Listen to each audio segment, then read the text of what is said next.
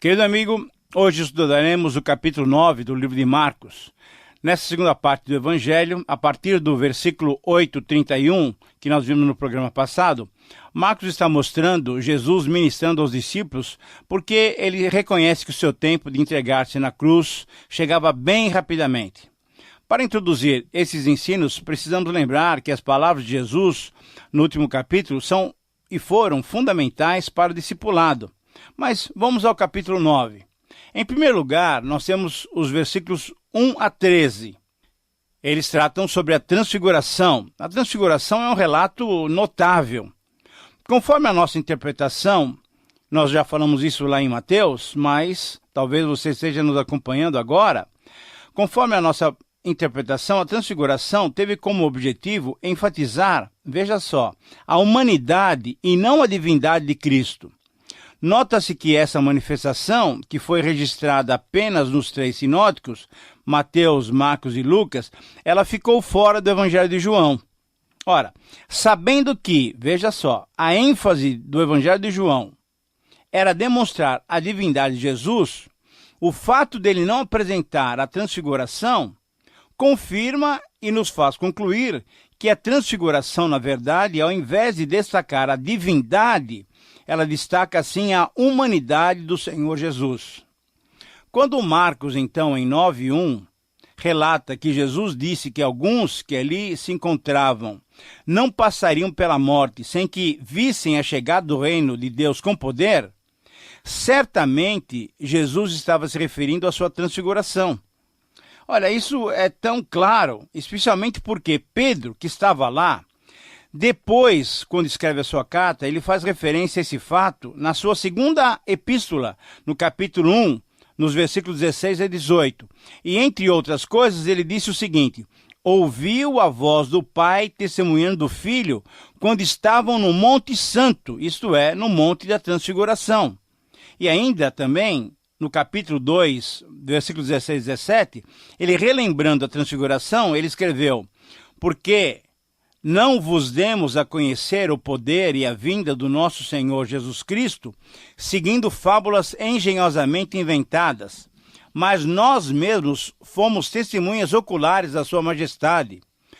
Pois ele recebeu da parte de Deus Pai honra e glória quando pela glória excelsa lhe foi enviada a seguinte voz: esse é o meu filho amado, em quem me comprazo. Ora, aqui o apóstolo Pedro está falando exatamente da glória que viram na pessoa de Jesus no Monte da Transfiguração. Mas sobre a transfiguração, alguns destaques eu gostaria de fazer com vocês. Primeiro, o versículo 3 nos dá a dimensão da glória, da majestade, da santidade de Jesus glorificado. Isso é feito de tal maneira que Pedro, depois interpretado por Marcos, não tinha com que comparar aquilo que ele vira, aquela visão que ele tivera de Jesus. Nada humano, nenhum homem ou produto de limpeza poderia produzir aquela glória, aquela brancura, aquele brilho visto nas vestes de Jesus, conforme o versículo 3. Segunda observação, conforme o versículo 4, o fato de se apresentarem Moisés e Elias junto com Jesus é muito significativo. Por quê? Porque demonstrava o cumprimento do propósito divino na lei, através de Moisés, e nos profetas, através de Elias. Agora, todo esse propósito divino se cumpria integral e perfeitamente no Evangelho, através do Senhor Jesus. Terceiro destaque, o fato de Pedro expressar o desejo de fazer cabanas para todos ficarem ali, isso mostra que a transfiguração foi tão grandiosa, tão poderosa, tão maravilhosa, que causou tamanho impacto nos discípulos que Pedro, na verdade, ele nem sabia o que dizer. E isso nós lemos lá nos versículos 5 e 6. No versículo 7, um quarto destaque, a voz vinda do céu, vinda do Pai em relação ao Filho, era uma complementação daquele testemunho que o próprio Pai dera ao seu Filho unigênito, quando lá ele foi batizado lá por João Batista, quando também houve uma voz se manifestando do céu. Quinto destaque, conforme o versículo 8, assim como repentinamente houve a manifestação de glória e majestade, assim também repentinamente tudo acabou. E depois da nuvem, os discípulos só viram a Jesus. Eu creio que podemos considerar simbolicamente esse verso, veja só, mostrando-nos que a normalidade da vida cristã, grave bem essa frase, a normalidade da vida cristã não são as manifestações espetaculares e sobrenaturais. Não, essas são exceções, por isso é que são sobrenaturais. O natural, o normal da vida cristã é caminhar com fé na companhia diária do Senhor Jesus. Sexto destaque, no versículo 9, nós novamente temos o segredo messiânico, em que Jesus pediu para que não revelassem aqueles acontecimentos, senão após a sua ressurreição. Então, Pedro, Tiago e João tinham esse compromisso com Jesus. Também nesse verso é possível percebermos a falta de visão espiritual ainda por parte dos discípulos, pois eles não entendiam o que o Senhor Jesus tinha dito com relação a ressuscitar dentre os mortos. Eles não entendiam isso ainda. E sétimo destaque, o parágrafo termina com Jesus ensinando em resposta a um questionamento dos discípulos que Elias já tinha vindo, na verdade. Isto é, João Batista, simbolizado em Elias. Ele realizara o seu ministério de preparação para a vinda do Senhor Jesus, do próprio Messias. João Batista foi o precursor. E os dois ministérios, isto é, de João Batista e de Jesus Cristo, envolveriam sofrimento e morte.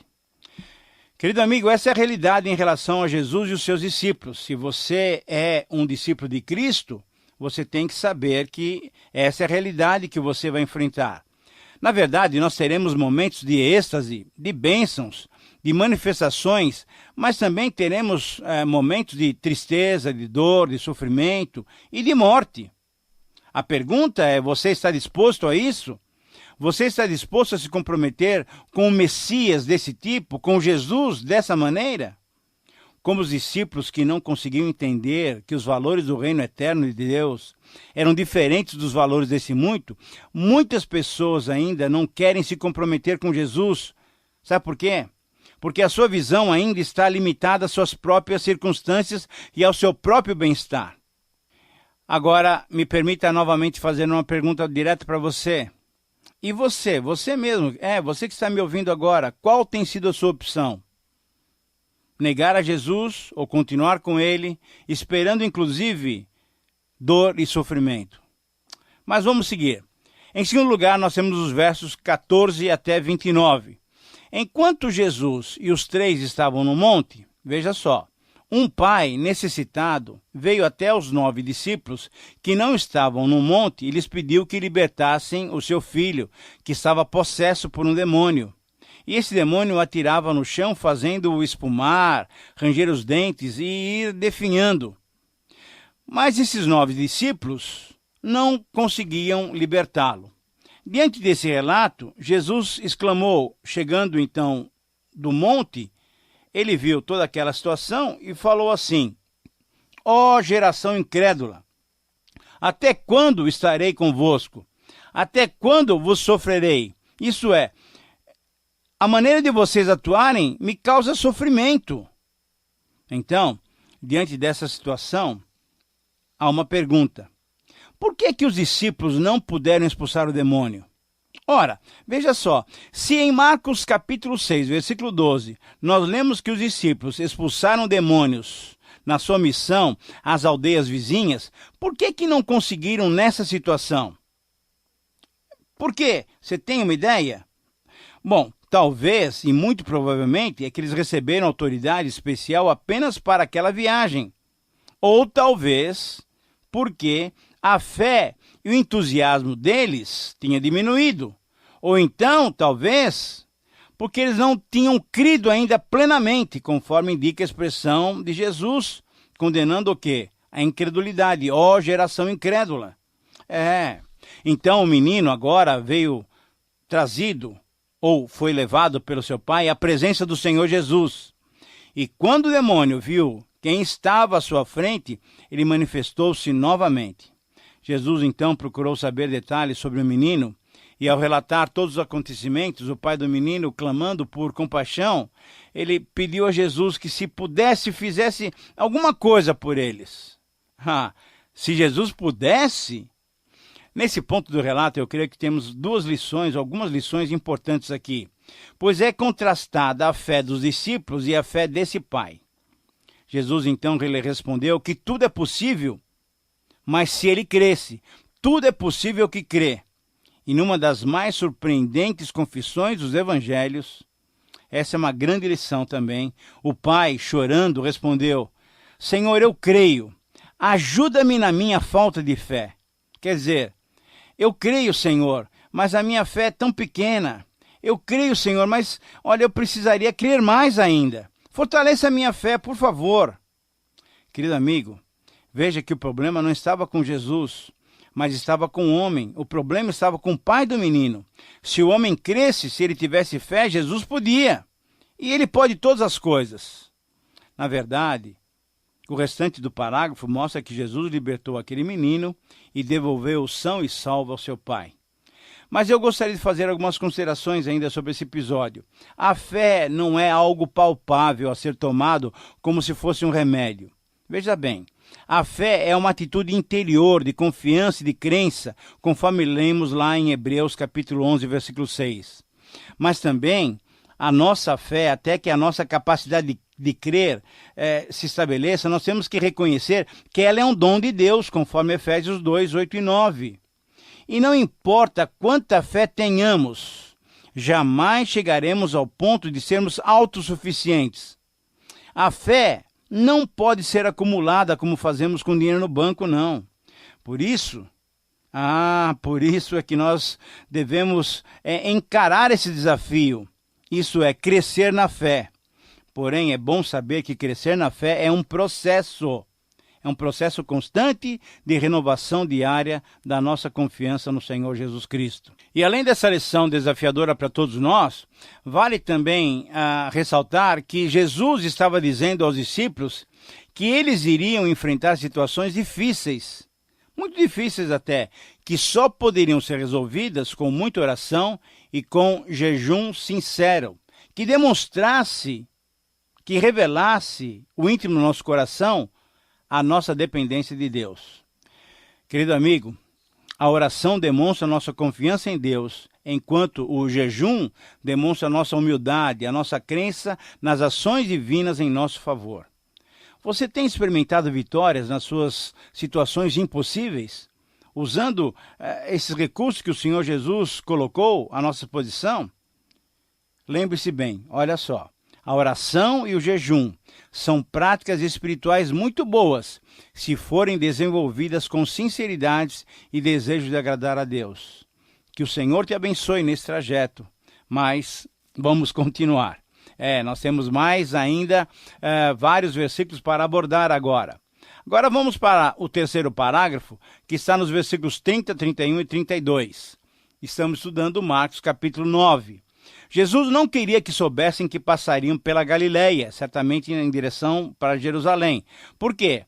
Ora, Jesus sabia que ele necessitava ministrar ainda mais particularmente para os seus discípulos. Mas as multidões muitas vezes impediam essa ministração. Jesus precisava ensinar os seus discípulos sobre todos os detalhes do reino de Deus, sobre o plano eterno do Senhor. Ele, o Messias, o Filho do Homem, mesmo que ressurgisse ao terceiro dia, ele seria entregue nas mãos dos homens e seria morto. Jesus tinha que mostrar-lhes a necessidade dessa morte vicária, dessa morte substitutiva, pois afinal, ele era o Cordeiro de Deus que tira o pecado do mundo. E isso só aconteceria através do seu sacrifício na cruz. Então, Jesus tinha que falar essas verdades para os seus discípulos. Mas em meio a tantos milagres e evidências de poder, os discípulos, veja só, os discípulos ainda não estavam conscientes dessas verdades espirituais. Eles estavam cegos e pensavam apenas no reino físico, material. E embora não compreendessem a profundidade das palavras do Senhor Jesus, eles ficavam até como envergonhados e temerosos até em pedir maiores explicações para Jesus. Mas, na verdade, não é isso que muitas vezes acontece comigo e com você e conosco. Nós não ficamos muitas vezes envergonhados. Ficamos sem entender certos acontecimentos e, ao invés de nos abrirmos claramente diante do Senhor, conversando com Ele, compartilhando as nossas dúvidas, nós ficamos quietos e temerosos. Agora, você sabe por que nós temos essas atitudes muitas vezes? Porque, sabe o que acontece? O inimigo nos coloca nessa situação de vergonha diante do Pai, tentando nos impedir de crescermos no conhecimento, na intimidade, de crescermos na graça do Senhor Jesus. Ah, querido amigo, que nós possamos nos apropriar da verdade de Hebreus 10, 19, que tenhamos ousadia e liberdade para entrar no Santo dos Santos pelo novo e vivo caminho que o Senhor Jesus nos deu ao entregar a sua vida por nós na cruz do Calvário. Em quarto lugar, agora nos versículos 33 a 37, temos um ensino do Senhor Jesus sobre a humildade. Inicia-se aqui, na verdade, uma nova sessão no Evangelho de Marcos. Essa sessão é denominada O Caminho para Jerusalém. Veja só, ela vai de 9:33 a 10:52 e realmente Jesus e os seus discípulos estão caminhando para Jerusalém, onde então, finalmente, o Senhor vai se entregar para dar a sua vida em nosso lugar. Mesmo depois de terem ouvido as declarações de Jesus, agora pela segunda vez, sobre a necessidade do seu sofrimento e da sua morte, os discípulos ainda não estavam compreendendo o significado completo desse ensino. Então, enquanto estavam a caminho para Cafarnaum, discutiam entre si, entre eles, qual seria o maior no reino de Deus. Veja, eles estavam com o foco ainda no reino físico, no reino de Israel. Certamente ainda influenciados pelos conceitos populares sobre o Messias e o seu reino. Os discípulos estavam disputando um lugar de destaque nesse reino. E Jesus então lhes fez uma pergunta assim, muito objetiva, muito direta. Sobre o que vocês estão falando no caminho? E todos eles se calaram, não falaram nada. Ora, Jesus, conhecendo os seus corações, chamou-os à parte e lhes ensinou o princípio da humildade. Trazendo uma criança, então, para estar entre eles, pegando-a no colo, o Senhor Jesus usou essa criança como exemplo. Qualquer que receber uma criança tal como essa em meu nome, a mim me recebe. E qualquer que a mim me receber, não recebe a mim, mas ao que me enviou. Então, com isso, o Senhor Jesus ensinou que toda e qualquer arrogância, todo e qualquer orgulho ou ambição pessoal é condenável. O serviço, mesmo de cuidar de um pequenino feito em nome do Senhor Jesus, tem extremo valor. O nosso cuidado pelos outros é a medida da grandeza. Eu quero repetir essa frase. O nosso cuidado pelos outros é a medida da grandeza. Por outro lado, qualquer que prejudicar a outros ou deixar de cuidar deles está em pecado, está pecando. Quando Jesus colocou aquela criança no meio deles, Jesus estava quebrando mais um paradigma. Por quê? Porque as próprias crianças até aquele tempo, como tantas outras minorias, as mulheres, os leprosos, eles eram desprezados e nem eram contados pela sociedade de então. Então, essa atitude de Jesus revela a importância que, como igreja e como pais também, nós devemos dar aos nossos filhos, àqueles que dependem de nós. Tão sério, queridos irmãos, escutem bem, gravem bem essa frase. Tão sério como estudo e ensino para os adultos, assim também deve ser a nossa ministração para com os pequeninos. A pergunta é, nós temos praticado isso em nossas igrejas? Você tem praticado isso com os seus filhos? Com aqueles pequeninos que estão ao seu redor? Avalie-se em nome de Jesus. Mas vamos prosseguir. Versículos 38 e 41. Em quinto lugar, temos agora um ensino sobre tolerância. Jesus recrimina a acepção de pessoas, o exclusivismo, o orgulho. A tolerância deve padronizar o relacionamento entre os discípulos de Jesus Cristo. Jesus desenvolve um argumento muito interessante, pois ensinou que todos os atos de misericórdia, de cuidado e de manifestação da graça divina, todos esses atos realizados em nome de Jesus, com a intenção de servi-lo e glorificá-lo, serão reconhecidos como evidência de um discipulado verdadeiro. Isso nós lemos claramente em Mateus 25:40, que diz o seguinte: em verdade vos afirmo que, sempre que o fizestes a um desses meus pequeninos irmãos, a mim o fizestes. Jesus, então, está mostrando a sua tolerância para com outros que não pertenciam ao seu corpo apostólico, mas que ajudavam os necessitados em seu nome. Então ele disse aos seus discípulos: pois quem não é contra nós, é por nós. Então, a pergunta que nós devemos fazer é a seguinte: como é que tem sido a nossa vida em relação a esse aspecto? Você se reconhece como um membro do corpo de Cristo, como um discípulo de Jesus? Mas a pergunta mais séria ainda é: você se reconhece como como alguém que tem certa exclusividade? Você só aceita aqueles que pensam e agem como você ou fazem parte do seu grupo? Ou você é alguém aberto, alegre e que aceita outros, os que de diferentes maneiras querem ajudar e amparar os necessitados? Lembre-se bem que, embora Jesus tenha escolhido 12 para serem os apóstolos, ele tinha muitos outros seguidores, conforme vemos nos outros relatos dos evangelhos. No corpo de Cristo não há lugar para exclusividade.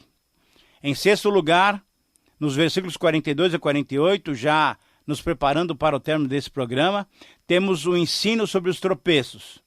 Nesse trecho, Jesus chama a atenção sobre a possibilidade de fazer cair um dos pequeninos. Nesse caso, o pequenino a que Jesus se referia era o homem que expulsara demônio em seu nome, mas que fora proibido pelos discípulos. Mas por que os discípulos proibiram aquele homem? Por que aconteceu isso? Porque eles queriam manter tudo sob o seu controle.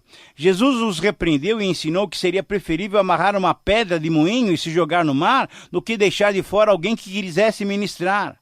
Jesus ensinou sobre cortar a mão, cortar o pé, arrancar o olho, para poder entrar no reino. A tradição dizia que os aleijados, os deficientes, não podiam entrar no templo, e assim não podiam ir para o reino dos céus. O desafio de Jesus, então, para todos nós, é que não ofendamos, não prejudiquemos os pequeninos, porque eles também foram feitos à imagem de Deus. E, finalmente, para completar o nosso programa, em sétimo lugar, os versículos 49 a 50, temos um ensino sobre os discípulos de Jesus como sal da terra. Jesus usou o sal para ilustrar algumas qualidades. Primeiro, devemos ter uma vida cristã eficaz como sal eficaz para dar sabor aos alimentos. Depois, devemos ter um padrão moral puro, como o sal é puro, para podermos deter a corrupção que existe no mundo. Terceiro, Jesus finalizou o seu ensino mostrando que os discípulos só seriam sal da terra se a paz e a harmonia fossem a maneira pela qual eles se relacionassem. Querido amigo, você tem feito diferença no meio em que você está inserido? Avalie-se diante do ensino de Jesus. Chegamos ao final do nosso tempo de estudo. Com muita alegria, eu quero agradecer a você. Um grande abraço e que Deus te abençoe.